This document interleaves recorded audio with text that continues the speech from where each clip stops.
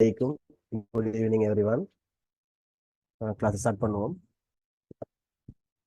அப்போ நம்ம கடைசியா வந்துட்டு லாஸ்ட் கிளாஸ்ல நான் போட்ட முதல் பேப்பர் எம்சிக்கு பல்வேறு வினாக்களை நாங்கள் பார்த்துருந்தோம். இன்றைக்கு அதோட தொடர்ச்சியாக வந்துட்டு அப்படி ஸ்ட்ரக்சர் பாடம் கொஞ்சம் பார்த்து கொஞ்சம் கன்ஃபார்ம் பண்ணுங்க பாபு, நான் கதைக்கிறதுக்கு சொல்லி.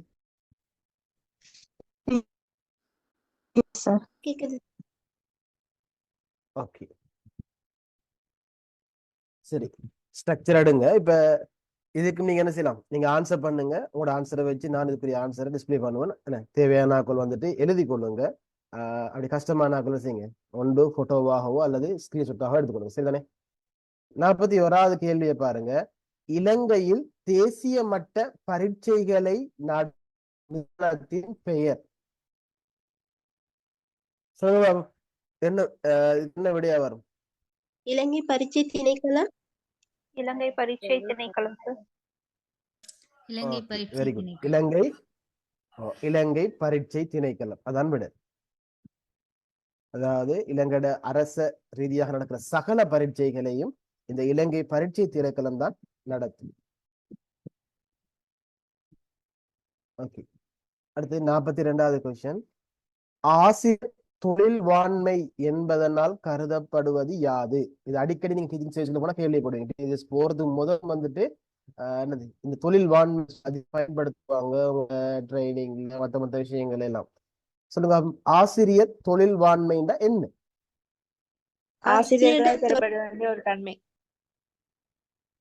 விலங்கல்ல, ஆசிரியர் தொழில் தகைமை, அதாவது ஆசிரியர் பெற வேண்டிய தகைமை. ஓகே, அது ஓகே. ஆசிரியர் பெற வேண்டிய தொழில் தகமை வேற எப்படி சொல்லலாம்? மாணவர்களின் கல்விசாரான அடைவுகளை வெற்றிகரமான வகையில் உருவாக்க தேவையான திறன்களையும் தேர்ச்சிகளையும் மேம்படுத்திக் கொள்ளும் செயல்முறை. ஓகே, பிரச்சனை இல்லை. ஆனா சிம்பிளா சொல்லலாம். என்னதுண்டா, தொழில்வாண்மை தொழில் தகமை, அதாவது ஆசிரியர் தன் தொழிலுக்காக வேண்டி பெற்றிருக்க வேண்டிய தகமைகள். அதாவது பாடத்திட்டம் எழுதுறது, பாட குறிப்பு எழுதுறது, கற்பித்தல் முறைகளை அறிஞ்சிருக்கிறது, அதே மாதிரி கற்பித்தல் சார்ந்த சட்ட விதிகளை அறிஞ்சிருக்கிறது, இதெல்லாம் இதுக்குள்ள வரும். அதாவது சுருக்கமா சொல்ல போனா ஆசிரியர் தொழில் தொடர்பாக பெற்றிருக்க வேண்டிய தகமைகள் அல்லது ஆசிரியர்கள் பெற்றிருக்க வேண்டிய தொழில் ரீதியான தகமை. இதை நாங்கள் இப்படி சொல்லலாம். சரியா? இதான் அதுக்கு எளிமையான விளக்கம். எழுதி கொள்ளுங்க.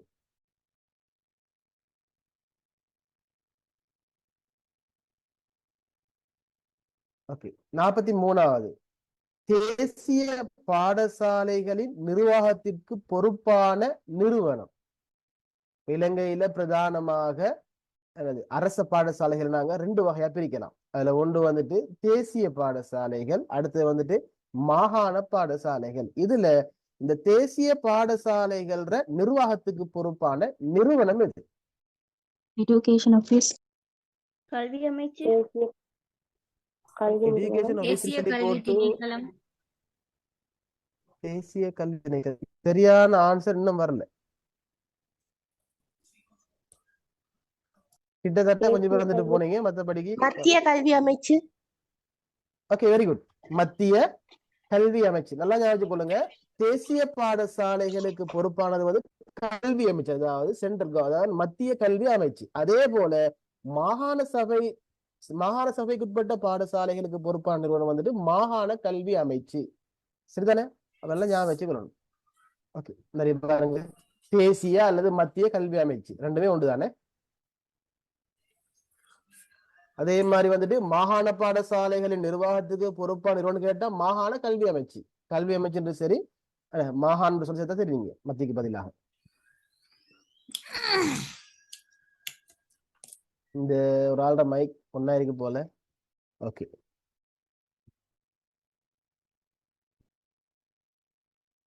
சரிதானே? ஓகே, அடுத்தது இலங்கையின் தற்போதைய கல்வி அமைச்சர். இப்படியும் கேள்வி வரலாம். இலங்கையோட கரண்ட் அஃபேர்ஸ், கல்வி சம்பந்தப்பட்ட என்னது சமகால பரீட்சிக்கிற மாதிரியான கேள்விகளும் வாரத்துக்கான வாய்ப்புகள் இருக்குது. சொல்லுங்க, இலங்கையோட தற்போதைய கல்வி அமைச்சர் யார்? Okay, very good. Susil Prem Jayanta.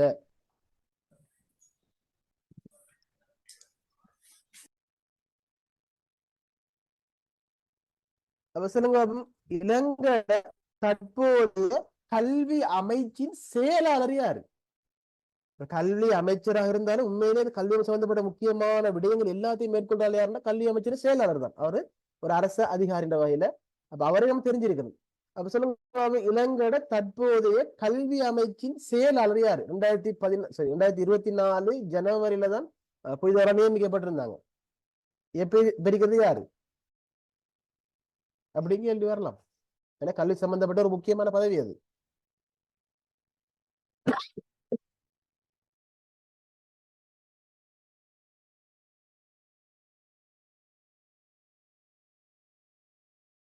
யாருக்கும் தெரியாவா? ஓகே, அதை நோட் பண்ணிக்கொள்ளுங்க. இலங்கையோட தற்போதைய கல்வி வந்துட்டு வசந்த பெரேரா. வசந்த பெரேரா.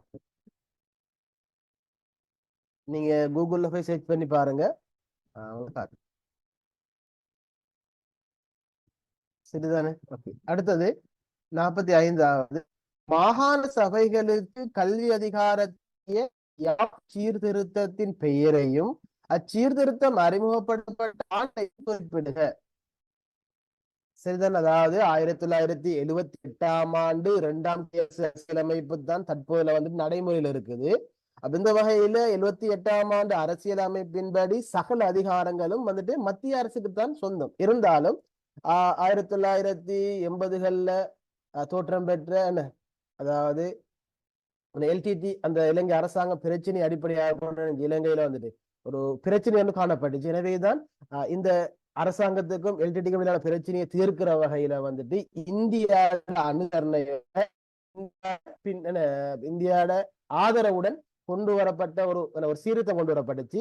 அதன் அடிப்படையில தான் வந்துட்டு மாகாண சபைகளுக்கும் வந்துட்டு அதிகாரங்கள் வந்துட்டு இலங்கையில பரவலாக்கம் செய்யப்பட்டுச்சு. இந்த அதிகாரம் பரவலாக்கம் செய்யப்பட்ட அந்த நேரத்துல வந்துட்டு அந்த அதிகாரத்துல ஒரு விடயமாக கல்வி சார்ந்த விடயங்களும் மாகாணங்களுக்கு, அதாவது கல்வி சார்ந்த அதிகாரங்களும் மாகாணங்களுக்கு பிரிச்சு கொடுக்கப்பட்டுச்சு. அப்ப எனவேதான் இவ்வாறு இந்த மத்திய அரசிடம் காணப்பட்ட இந்த கல்வி சம்பந்தப்பட்ட அதிகாரங்களை மாகாணங்களுக்கும் பெற்றுக் கொடுக்க உதவிய அல்லது வழி செய்து அந்த யாப்பு சீர்திருத்த இலக்கம் என்ன, அதே போல அந்த சீர்திருத்தம் அறிமுகப்படுத்தப்பட்ட ஆண்டு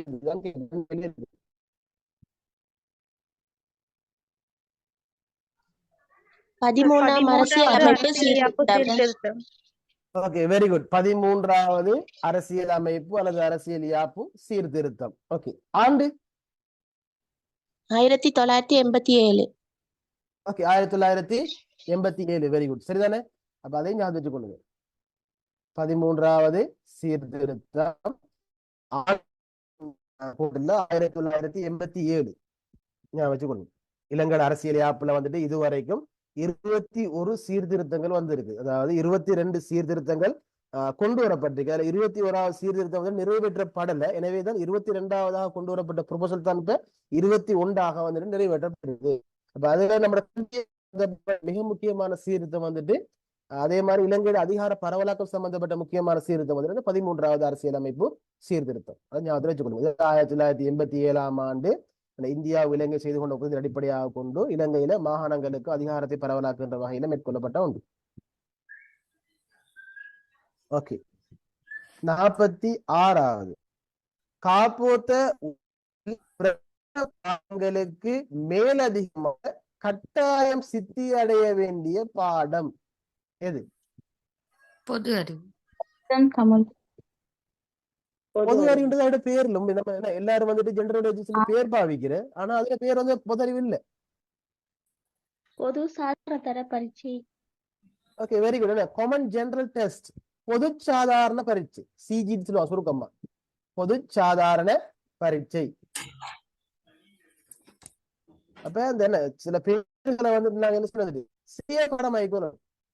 நிறைய கூட ஜிகே போட்டுவாங்க, ஜெனரல் நாலேஜ் சொல்லி போடு. உண்மையிலே வந்துட்டு அந்த வினாத்தாள் எடுத்து பார்த்தோம்னா இந்த மொத்தம் 50 கேள்விகள் இருக்கும். அந்த 50 கேள்வியில முதல் 10 கேள்வி மட்டும்தான் என்னது பொது அறிவு சம்பந்தப்பட்டது. அதுவும் சமகால கரண்ட் அஃபேர்ஸ், சமகால பொது அறிவு.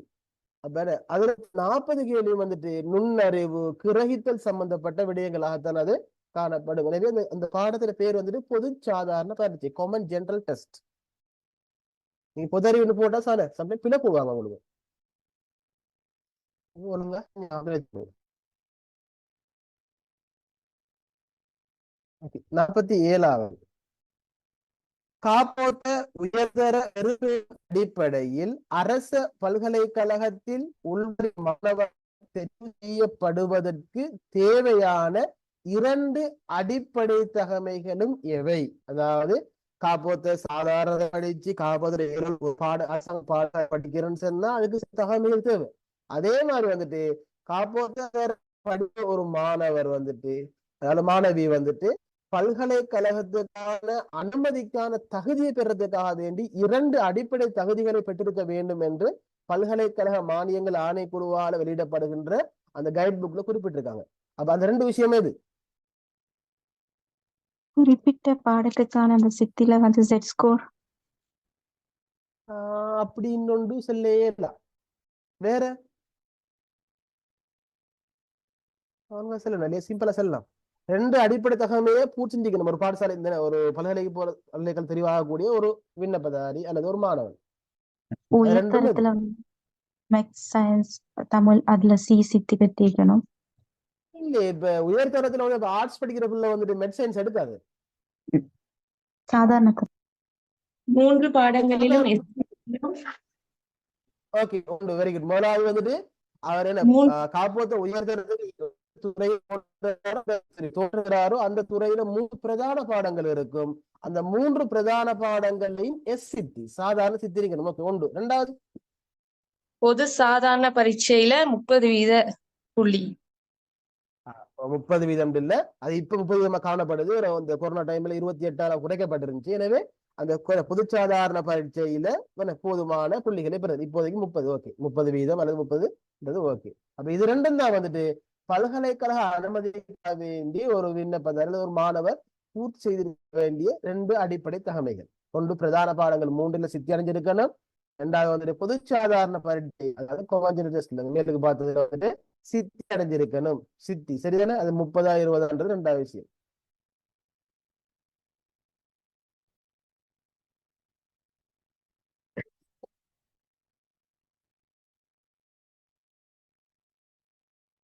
ஓகே, அடுத்தது பேந்தகு அபிவிருத்தி பாடசாலை மட்ட தேசிய திட்டத்தில் உள்ளடங்கும் பிரிவுகள் 2ஐ குறிப்பிடுக. இந்த பிரதானமா 4 பிரிவுகள் இருக்குது. அதாவது அந்த சமகால நடப்பு சம்பந்தப்பட்ட ஒன்று. அதாவது பாடசாலைகள்ல ஒரு பேந்தகு அபிவிருத்தி வேலை திட்டம் ஒன்று நடந்துட்டு போகுது. எனவேதான் அந்த நிகழ்ச்சி திட்டத்துல வந்துட்டு பிரதானமாக 4 அம்சங்கள் இருக்குது. அதுல 2 கேட்டுருக்கு. சொல்லுங்க சொல்லி.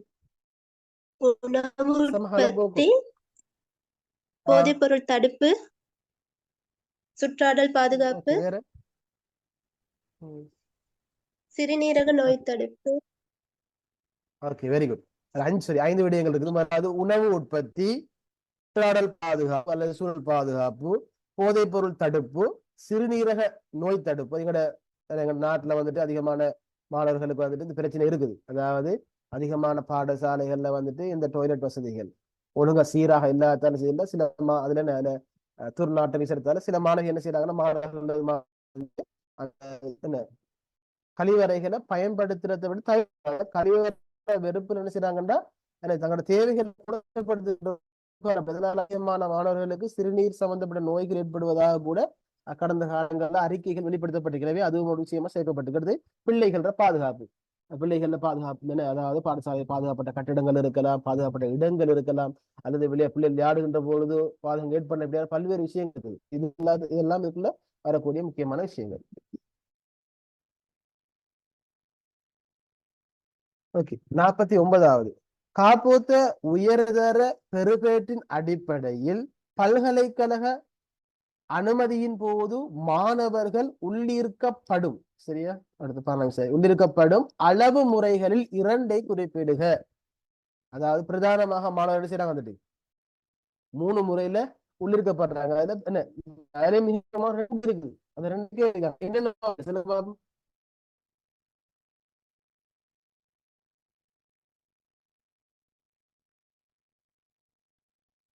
பாடசாலை பரீட்சார்த்திகள், தனிப்பட்ட பரீட்சார்த்திகள், இல்ல இல்ல இல்ல, அப்படி இல்லை. வெற்று எது புள்ளி, ஆஹ் மாவட்ட திறமையில ஓகே, கிட்டத்தட்ட வந்துட்டீங்க. இப்ப என்ன அதிகமான அதாவது கஷ்டப்பிரதேசம் அல்லது வந்து பின்தங்கிய மாவட்டத்தில் இருக்கிற மாணவர்கள் பல்கலைக்கழக தெரிவு செய்யப்படுறதுக்கான முக்கிய ஒரு வாய்ப்பாக காணப்படுது. ஓகே, அப்ப இதுல பார்த்துக்கொள்ளுங்க. இதுல பிரதானமாக 3 வகை இருக்குது. முதல்ல வந்துட்டு தேசிய ரீதியில், அதாவது Z ஸ்கோர் அடிப்படையாக கொண்டு, அதாவது அந்த மாணவர்கள மெரிட், அதே மாதிரி அவர்கள் பெறுகின்ற அந்த உயர், அதாவது அவங்க பெறுகின்ற உயர் தகமையில் அடிப்படையாக கொண்டு, அல்லது அந்த பரீட்சைகள் அவங்க பெறுகின்ற உயர் புள்ளிகளை அடிப்படையாக கொண்டு, அல்லது Z புள்ளி அடிப்படையாக கொண்டு 45%. அதே மாதிரி மாவட்ட ரீதியாக வந்துட்டு 55% தெரிவு செய்யப்படுவாங்க. இதுல இதுல வந்துட்டு 5% கல்வியில பின்தங்கின மாவட்டங்களுக்கு ஒதுக்கப்படும், விசேடமாக ஒதுக்கப்படும். இந்த உபகரண, அதாவது விசேட தேவை, இந்த விசேட தேவையுடைய மாணவர்கள், அதே மாதிரி வந்துட்டு இணைப்பாட செய்ய வந்துட்டு திறமைகளை வெளிப்படுத்தின மாணவர்களுக்கு தான் அதுக்குள்ள வேறைய ஒரு கேட்டகரி என்று இருக்குது. சரிதானே? பிரதானமானது தேசிய ரீதியிலும் மாவட்ட ரீதியிலும். தேசிய ரீதியில் 45%, மாவட்ட ரீதியில வந்துட்டு 50% வழங்கப்படுது. சரியில்ல?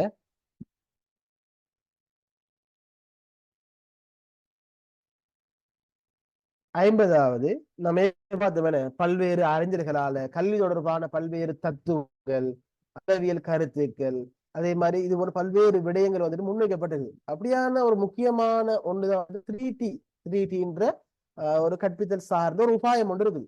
எனவே 3T மூலம் குறிப்பிடப்படும் கற்றல் தொடர்பான ஆசிரியர்களின் வகைபாகங்கள் 2 குறிப்பிடுங்க. அதாவது ஒரு கற்பித்தல் செயற்பாடுகளில் ஈடுபடுகின்ற போது பொதுவாக ஆசிரியர்களால மேற்கொள்ளப்படுகின்ற அல்லது என்ன ஆசிரியர்கள் வகிக்கின்ற வகைபாகங்களாக பிரதானமாக 3 வகைபாகங்கள் காணப்படுது. அந்த 3 வகைபாகங்களும் தான் 3T-ஆல அடையாளப்படுத்தப்படுது.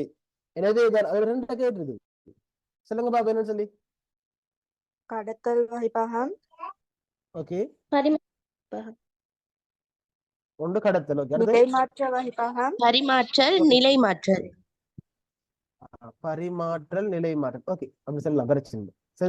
முதலாவது டிரான்ஸ்மிஷன், ரெண்டாவது வந்து டிரான்சாக்ஷன், அதே மாதிரி டிரான்ஸ்பர்மேஷன். கடத்தல், பரிமாற்றல், நிலைமாற்றல். அதாவது கடத்தல் சொன்னாரு ஒரு ஆசிரியர் போய் நோட்ஸ் அப்படியே வாய்ச்சி போடுவாரு, அல்லது விஷயத்தை அப்படின்னு சரி மாணவர்கிட்ட கேள்வி கேட்கிறையோ, மாணவர்கள அடைவு மட்டத்தை பார்க்க எதுவுமே இல்லை, அவர பாட்டுல போய் என்ன இந்த உதாரணமா வந்துட்டு இந்த முஸ்லீம்கள் வந்துட்டு பள்ளியில பயான் பண்றேன்னு சொல்லுவாங்க. அதே மாதிரி வந்துட்டு மத்த மதங்கள்லயும் அந்த மார்க் உபதேசம் பண்ணுவாங்க. அதுல என்ன செய்வார், அந்த ஆன்மீக தலைவர் மட்டும் காய்ச்சிட்டு போவார், மத்தவங்க கேட்டுட்டே வருவாங்க. அது மாதிரி விஷயங்கள்ல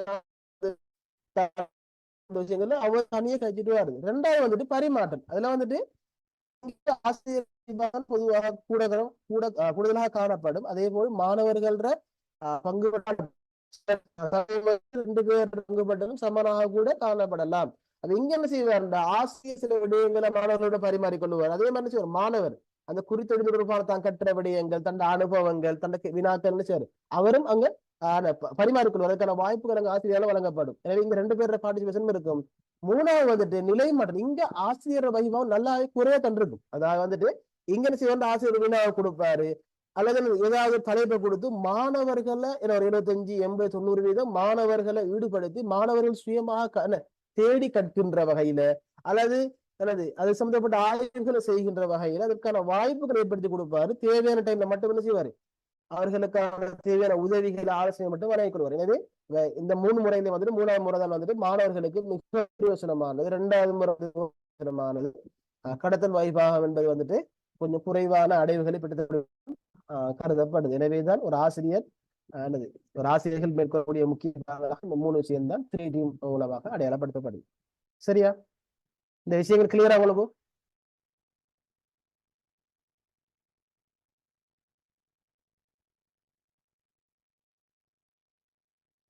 டெக்ஸ்ட்ல போடுங்க, கிளியர் ஆன்சர் போடுது. இல்ல இந்த விஷயங்கள் டவுட் இருக்குது, அல்ல ஃபுல்லா கிளியர் ஆன்சர் போடுவோம். Yes.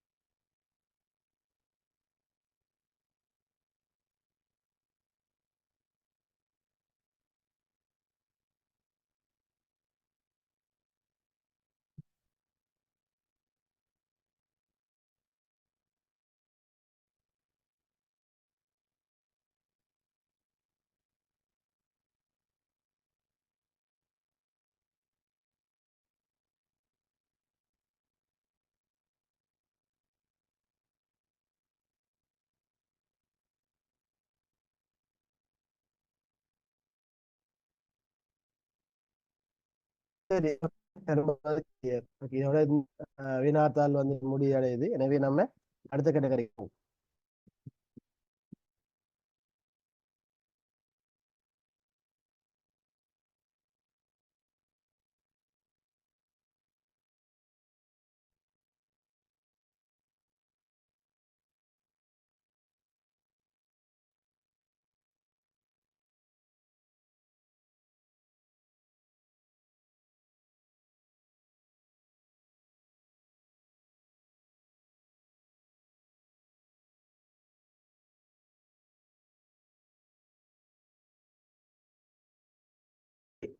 அப்ப நான் சொல்லியிருந்தல் பார்க்கல ஒரு சில விஷயங்கள் நான் சரியான விடையை பார்த்திருந்தேன். அந்த விடைகளுக்கான விளக்கங்கள் தீர்வுகள் வந்துட்டு நம்ம அடுத்த பகுதியில வரல இருந்தேன். எனவேதான் இதுலயும் நீங்க என்ன செய்யலாம்னு சொன்னா நீங்க என்ன செய்ய கட்டாயம்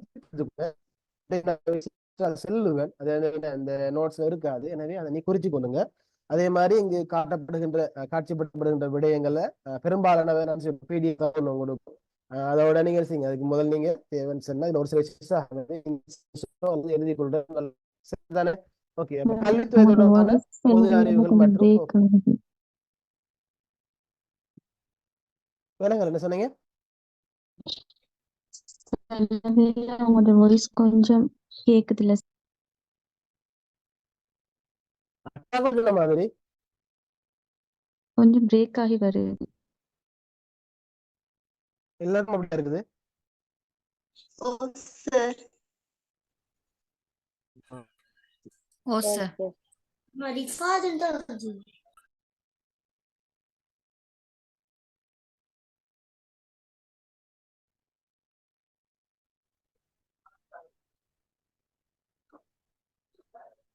ஓகே, இப்ப என்ன மாதிரி கிளியரா இருக்குதா?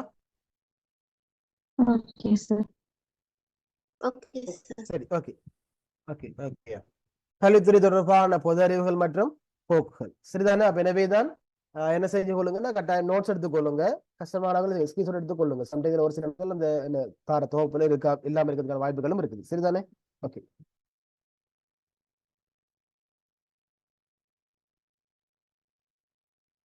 ஓகே, இதுல பாருங்க, இலங்கையின் கல்வி கட்டமைப்பு, அதாவது கட்டமைப்பு வந்துட்டு பிரதானமாக 2 வகையா காணப்படுது. அதுல முதலாவது வந்துட்டு என்ன பிரதானமா 2, மொத்தமாக கூட 3 இருக்குது. அதுல முதலாவது வந்து முன்பள்ளி கல்வி, அதாவது ப்ரீ ஸ்கூல், 2.5 அல்லது 3 வயதிலிருந்து 5 வயது வரையான பிள்ளைகளுக்கான கல்வி. சரியா? இது கட்டாய கல்வி இல்லை. பிள்ளைகள் என்ன செய்ய விரும்பி நர்சரிக்கு அல்லது மொண்டசரிக்கு என்ன செய்ய நீங்க அனுப்பாம விடலாம். இது முதலாவது கட்டமைப்பு. 2வது வந்துட்டு பொதுக்கல்வி. இது நம்ம ஏற்கனவே பார்த்தோம், 5 தொடக்கம் 18 வயது வரையிலான பாடசாலை கல்வி முறையை குறிக்கின்றது. இதுல வந்துட்டு 5 தொடக்கம் 16 வயசு வரை என்பது, அதாவது ஓலோல் வரை கட்டாய கல்விக்கான வயதல்லியாகவும் காணப்படுது. அது பிறகு ஏழோலுக்கு பிறகு உள்ள கல்விகள் வந்துட்டு 3ஆம் நிலை கல்வி மற்றும் தொழிற்கல்வி. அதாவது நாங்க ஒரு காப்போத்த உயர்தர பரீட்சை பிறகு நாங்க ஒரு கட்கி தொடர்பாக இருந்தா அதோட நோக்கமாக வந்துட்டு பெரும்பாலும் அல்லது ஒரு தொழில் ஒண்ட அல்லது ஒரு கல்வி தகமை ஒன்ற பட்டமன்ற பெற்றுக் கொள்வதாக இருக்கு. எனவேதான் 3வது கல்வியாக அது இங்க குறிப்பிடப்படுது. அதாவது உயர்தர கல்விக்கு பின்னரான பல்கலைக்கழக கல்வி, அதற்கு நிகரான வான்மை கல்வி, அதாவது தொழிலை பெற்றுக் கொள்வதற்கான HND-யா இருக்கலாம் அல்லது NVQ லெவல் ஏதாவது ஒரு மட்டமாக இருக்கலாம். சரிதானே? அல்லது வேறு ஏதாவது தொழில் சார்ந்த கற்கையாகவும் இருக்கலாம். அப்ப இதுதான் இலங்கையோட கல்வி கட்டமைப்பு. அப்ப இலங்கையின் கல்வி கட்டமைப்பின் 2 பகுதிகளை அல்லது இலங்கையின் கல்வி கட்டமைப்பின் 2 வகைகளை குறிப்பிடுகிறோம் தான் நீங்க என்ன செய்யணும். இதுல ஏதாவது 2 அறிவினா போதும், அல்லது முதல் 2 கேட்டா முதலாவது 2 சரி.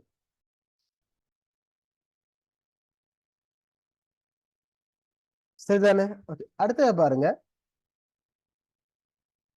இலங்கையில் காணப்படும் அரச பாடசாலைகள் வகைகள்.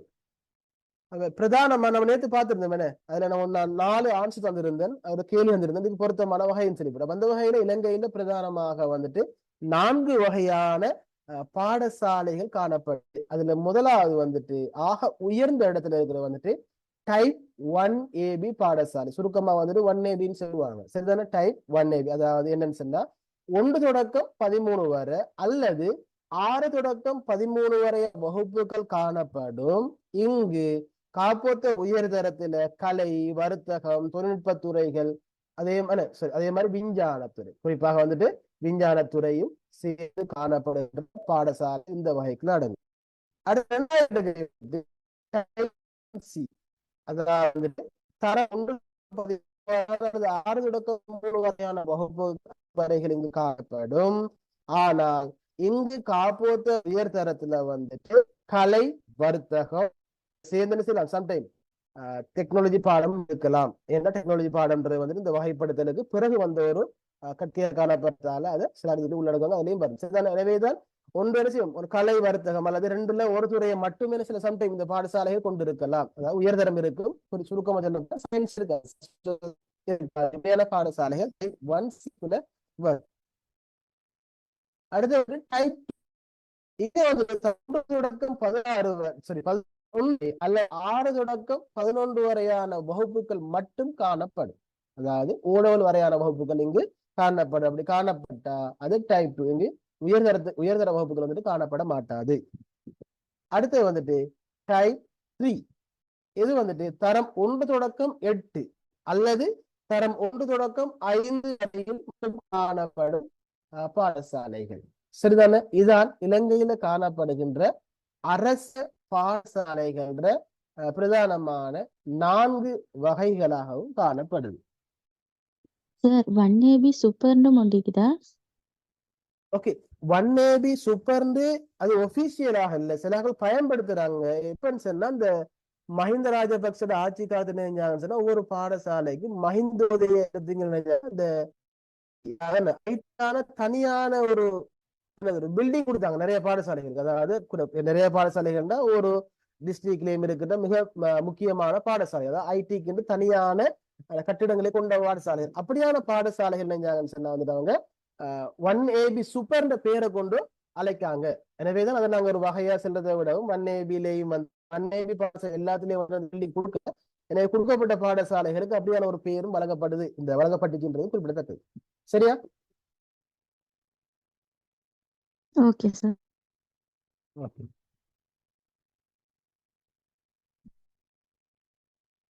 அடுத்தது இலங்கையின் கல்வி நிர்வாக அமைப்பு. அதாவது இலங்கையோட கல்வி நிர்வாக கட்டமைப்பு என்ன வகையில காணப்படுதுன்றதை நாங்க பார்க்க போறோம்.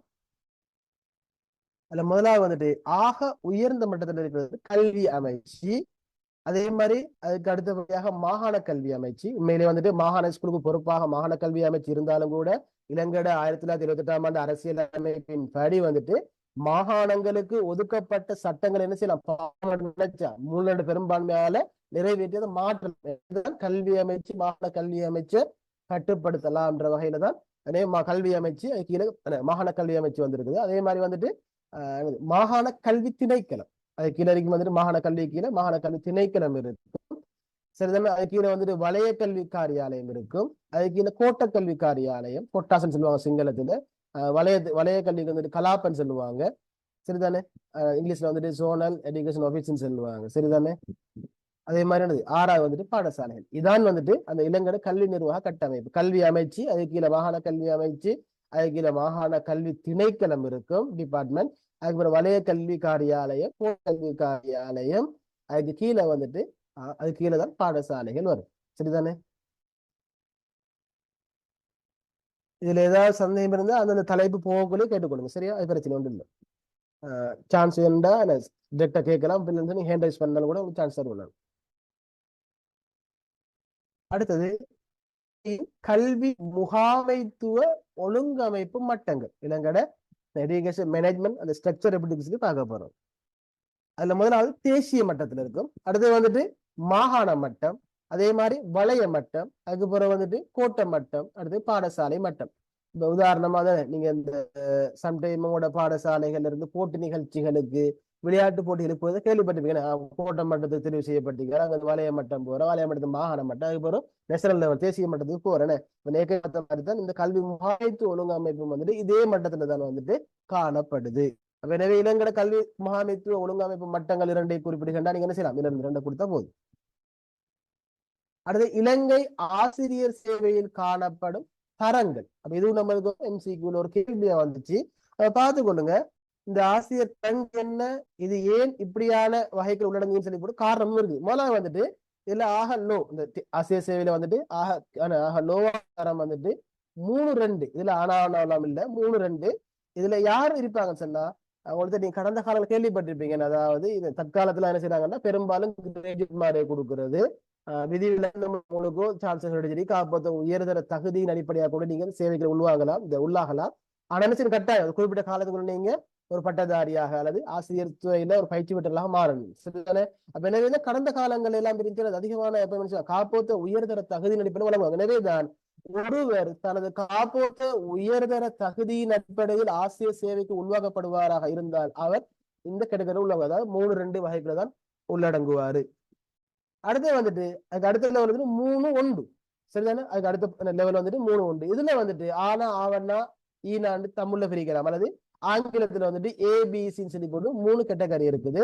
அதுல முதலாவது பாருங்க, அதுலயும் ஆக லோவானது. இந்த 3 கேட்டகரியிலையும் கொஞ்சம் குறைவான தகுதின்றது வந்துட்டு HND தகுதியின் அடிப்படையில் உள்ளது. சேவை உள்ளாக்கப்படுறாங்க. குறிப்பாக ஆங்கில பாடங்களுக்கு, IT பாடங்களுக்கு என்ன செய்வாங்க, அந்த தகுதி இல்லாதவர்கள் வந்துட்டு உள்ளாக்கப்படுவாங்க. வந்துட்டு இன்றைக்கு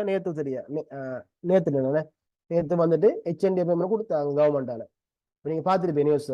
எனவே தான் இப்படி தங்களோட ஹையர் நேஷனல் டிப்ளோமா அல்லது என்னது HND தகுதியின் அடிப்படையில் ஆசிரியர் சேவைக்கு உள்வாங்கப்படுறாங்களுக்கு வந்துட்டு 3-1C கேட்டகரிக்குள்ள வந்துட்டு அவங்க உள்வாங்கப்படுவாங்க. அதே மாதிரி 3-1B வந்துட்டு குவாலிஃபிகேஷன் எஜுகேஷன், அதாவது இந்த காப்போத்த உயர்தர பரீட்சையில ஒரு நியாயமான அளவு புள்ளிகளை செட் ஸ்கோரை பெற்று அல்லது 3 பாடங்கள்ல ஓரளவு சிறந்த பெறுபேறுகளை பெற்று கல்லூரிக்கு விண்ணப்பித்து அதன் அடிப்படையில் அவங்க அங்க தெரிவு செய்யப்பட்டு அங்கிருந்து அந்த பயிற்சியை முடித்து ஆசிரியர் செய்யப்படுகின்றவர்கள் இந்த 3-1B அல்லது ஆவணாண்ட கேட்டகரிக்குள்ள வந்துட்டு உள்வாங்கப்படுவாங்க. அதுக்கு அடுத்து வந்துட்டு பட்டதாரி, அதாவது ஒரு வந்துட்டு ஒரு பட்டத்தை முடித்து பட்டதாரியாக ஆசிரியர் செய்ய உள்வாங்கப்பட்டவர் 3-1A அல்லது ஆனாண்ட கேட்டகரிக்குள்ள வந்துட்டு உள்வாங்கப்படுவாரு. எனவே இந்த 3-1ல வந்துட்டு ஏதான் வந்துட்டு கொஞ்சம் என்னது அந்த தரக்கூடிய சேவைஸாக காணப்படும். சரிதானே? இது 2வது கேட்டகரி. 3வது வந்துட்டு இந்த இப்படி 3-2 அல்லது 3-1 உள்வாங்கப்பட்டு ஒரு குறிப்பிட்ட காலம் திருப்திகரமான சேவை செஞ்சாங்கன்னு செய்வாங்க. குறிப்பிட்ட காலத்துக்கு பிறகு அந்த EB எக்ஸாம்லயும் பாஸ் ஆகுவாராக இருந்தா அடுத்த கட்டத்துக்கு என்ன செய்வாரு, ப்ரொமோஷன், அதாவது பதவி உயர்த்தப்படுவாரு. அதாவது 2-2க்கு போவாரு. அதாவது 3-2ல இருந்து பதவி உயர் பெற்றவர்கள் வந்துட்டு இந்த கேட்டகரியில வருவாங்க. இப்ப நீங்க ஒரு பட்டதாரி, அதாவது வந்து நீங்க ஒரு BEd முடிச்சிருக்கீங்க, அதாவது எஜுகேஷன்ல டிகிரி முடிச்சிருக்கீங்க, அல்லது வந்துட்டு ஆசிரியர் சேவைக்கு வாரத்துக்கு முதல்ல நீங்க என்ன செய்றீங்க, PGDO அல்லது MEDO முடிச்சிருப்பீங்களாக இருந்தா நீங்க டிரெக்டா வந்துட்டு இந்த 2-2க்குள்ள உள்ளவங்கப்படுவீங்க இந்த கேட்டகரிக்குள்ள. அப்ப எனவேதான் உங்களுக்கு ப்ரொமோஷன் மிக விரைவாக இருக்கும். இவங்களை விட உங்களோட சம்பளமும் கொஞ்சம் கூடுதலாக இருக்கும். அதாவது நீங்க BEd டிகிரியில BEd, அதாவது நீங்க பல்கலைக்கழக அனுமதிக்கு பல்கலைக்கழக கலைத்துறைக்கோ அல்லது ஏதோ துறைக்கு தெரிவு செய்யப்பட்டு நீங்க கல்வியல் டிபார்ட்மெண்ட், அதாவது கல்வி சம்பந்தப்பட்ட டிபார்ட்மெண்ட் நீங்க அங்க தெரிவு செய்யப்பட்டு உங்களோட டிகிரியில வந்துட்டு எஜுகேஷன் முக்கிய பாடமா இருந்து அதுல நீங்க டிகிரி முடிப்பீங்களாக இருந்தா நீங்க வந்துட்டு டிரெக்டாகவே 2-2 சேவையில உள்வாங்கப்படுவீங்க. அப்படி இல்ல 3-2ல நீங்க உள்வாங்கப்படுவீங்க காலத்துக்கு என்ன செய்யலாம், அந்த குறிப்பிட்ட காலம் முடிவடைந்த பிறகு அந்த என்னது இந்த கேட்டகரிக்கு நீங்க வரலாம். அடுத்து வந்துட்டு 2-1.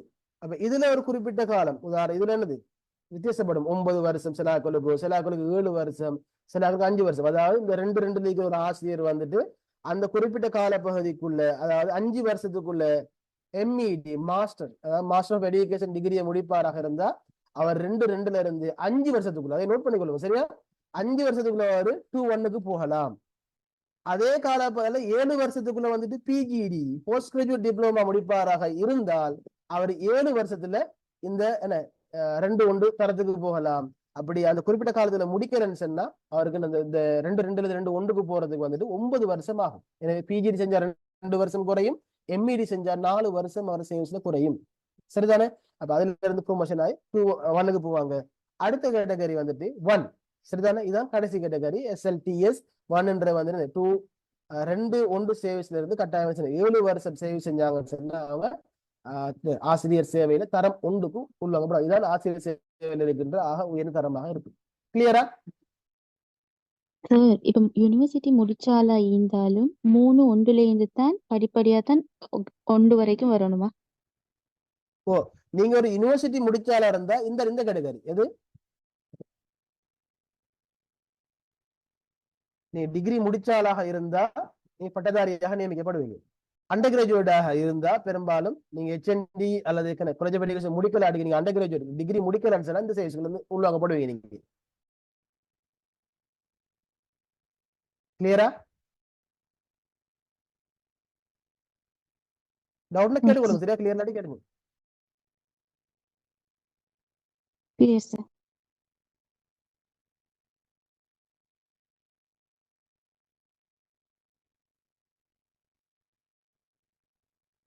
வேற ஏதாவது டவுட்?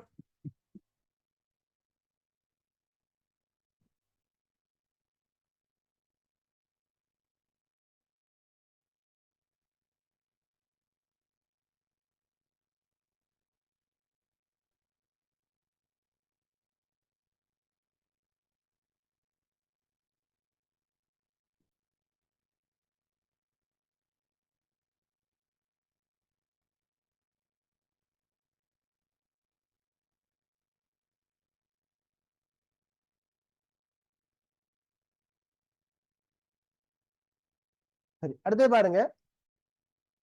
தேசிய நிர்வாக அடிப்படையில் பாடசாலை கல்வி நிலையங்களின் முக்கிய 3 வகைகள். சரிதானே? இந்த பாடசாலை கல்வி தொடர்பான முக்கியமான 3 வகைகள் காணப்படுது. அதுல முதலாவது வந்துட்டு நம்ம ஸ்ட்ரக்சர்ல பாத்துச்சுன்னா மத்திய அரச பாடசாலை, அதாவது தேசிய பாடசாலை, அதாவது மத்திய அரசாங்க பொறுப்புல இருக்கின்ற அல்லது மத்திய அரசாங்கத்துடன் நிர்வாகத்தின் கீழே இருக்கின்ற பாடசாலைகள். இதுதான் நாங்க தேசிய பாடசாலை சொல்லுவோம். எனவே தேசிய பாடசாலைகளை நிர்வகிக்கிறது வந்துட்டு மத்திய அரசு. எனவே உங்களோட டிரான்ஸ்பர் மற்ற எல்லா விஷயமே அவங்க தான் செய்வாங்க.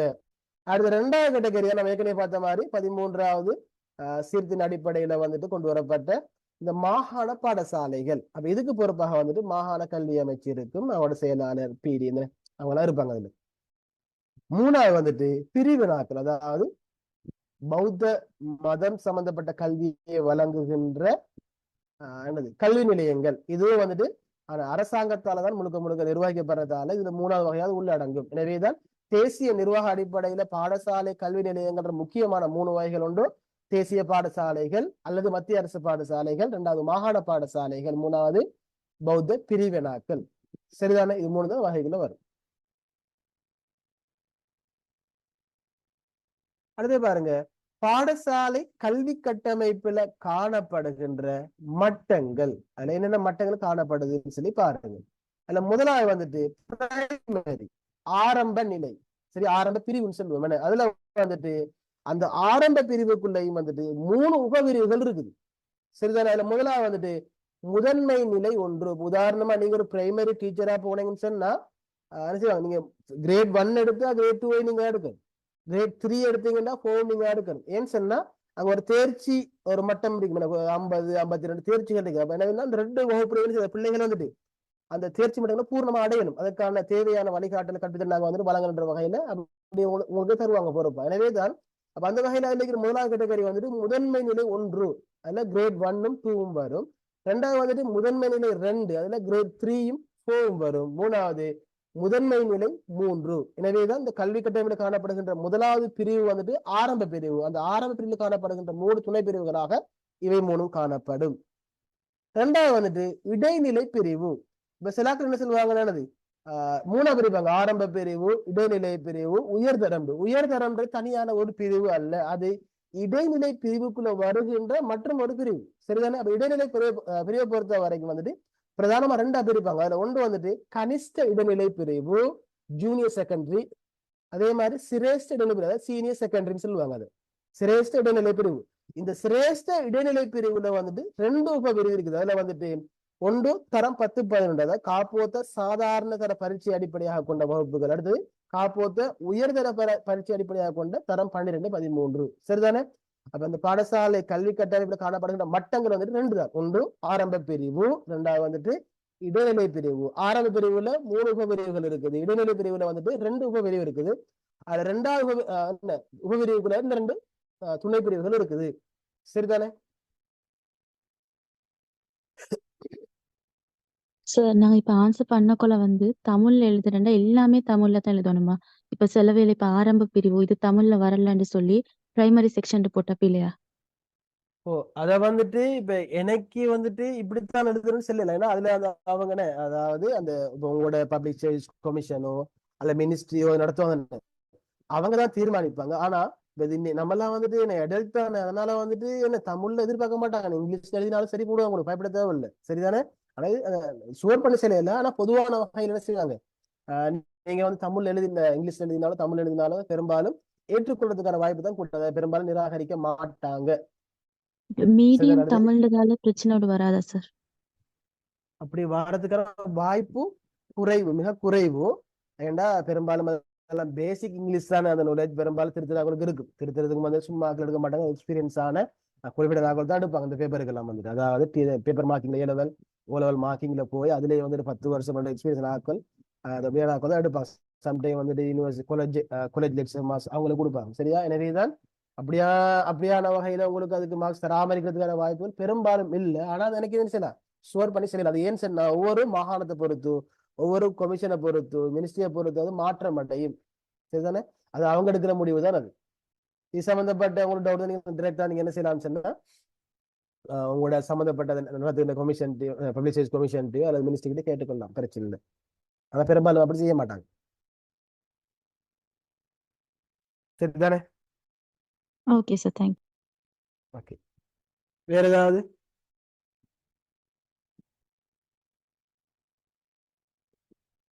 இன்னைக்கு டைம் சரி, நம்ம இதோட நிப்பாட்டுவோம். சில பேரண்ட்ஸ் பகுதியை அடுத்த கிளாஸ்ல பார்ப்போம். இப்போ இது வரைக்கும் பார்த்ததுல ஏதாவது சந்தேகம், இன்றைய கிளாஸை பத்தி நம்மளோட கருத்துக்கள் ஏதாவது இருந்தா டெக்ஸ்ட்ல போடுங்க. ஒரு 5 minutes டைம் தரேன். டவுட் இருந்தாலும் கேட்டுக்கொள்ளலாம், பிரச்சனை 5-10 minutes பிரச்சனை இல்லை.